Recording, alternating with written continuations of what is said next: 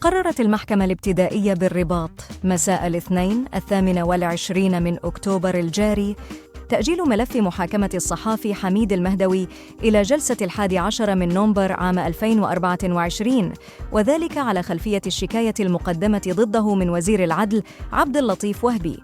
وطالب دفاع وزير العدل عبد اللطيف وهبي بفرض أقصى العقوبات على الصحافي حميد المهدوي، بما في ذلك الحبس النافذ، بالإضافة إلى تعويض مالي يصل إلى مليار سنتيم. وخلال المحاكمة التي انطلقت صباح اليوم، دعا دفاع وهبي القضاء إلى الحكم على المهدوي بتعويض مدني قدره 10 ملايين درهم مليار سنتيم لصالح موكله عبد اللطيف وهبي.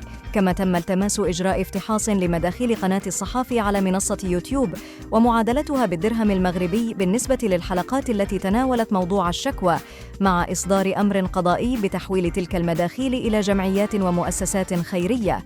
من جانبها طالبت ممثلة النيابة العامة بإدانة المهدوي وفق مقتضيات فصول المتابعة. ويواجه حميد المهداوي تهم بث وتوزيع ادعاءات ووقائع كاذبة من أجل التشهير بالأشخاص، القذف والسب العلني، وفقاً للفصول 44.